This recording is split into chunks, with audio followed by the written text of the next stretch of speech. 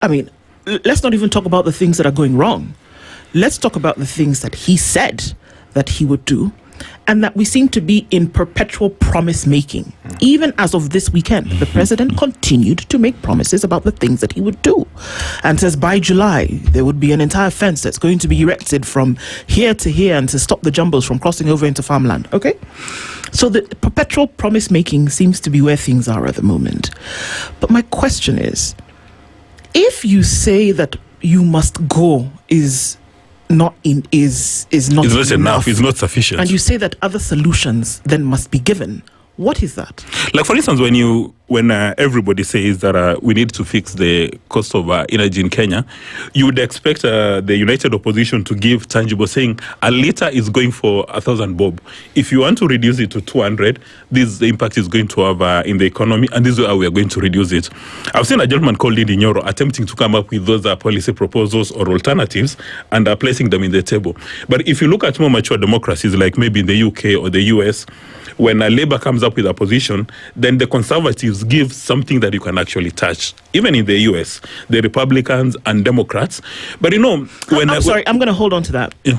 How often do we see that where there's a policy position that's taken, for example, the example that you've given, the Democrats and the Conservatives, if you have the ruling Conservatives and they give Republicans and there's a policy position that they have taken, if the Democrats come up with an alternative, how often do we see that the Republicans say, actually, you know what, Dems, that's a great idea. Let's take that and let us institute it. How often do we see that happening? Well, there's actually in the US there's often triangulation, and I remember there were issues around healthcare, and Bill Clinton, being a Democrat, he took the idea suggested by Republicans, polished them kidogo, and he owned them. And we expect that to happen in Kenya, because if you are a leader and you're telling us you're going to hit the ground running from day one, and you're not giving us, Kenyans are, on average, every Kenyan is very literate. They can appreciate policy ideas. People can debate them. So if you're saying that one term, people will ask you, so what? Now give us proposals. Okay. And expect all these leaders to be like Ndindi Nyoro and attempt to give us proposals. Okay, so I'm just going to hold you to that, Dismas. Yes. So Ndindi Nyoro, actually, interestingly enough, has given, not a suggestion, has given a formula that would actually work. And it mirrors what President Ruto actually said when he was still deputy president. It mirrors to the letter what he said needs to happen in the energy sector. Now, let's not say perhaps. Let's talk about it right here, right now.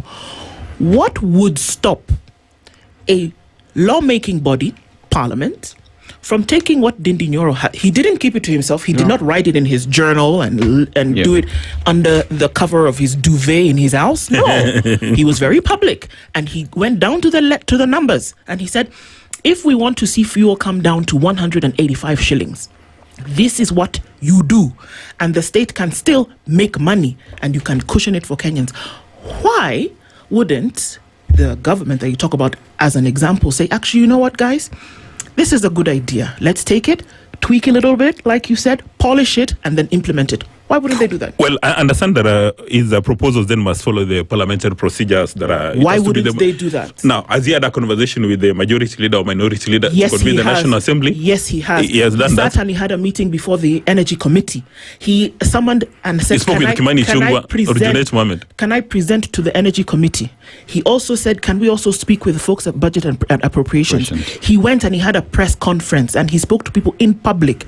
So if you see that people are always saying, well, you tell us to do better, but you don't give us solutions. Okay, just one example. This is a solution. The question is, why wouldn't an economy people-facing government now say, actually, you know what? This makes sense, from a man who used to chair this committee? Well, there's some politicians who come up with populist moves, but they don't go to the next level. I understand if you want this thing to happen, you must go using the parliamentary traditions, conventions, and the best practices. That a news conference is not sufficient. No, and I told you. Look for a majority leader.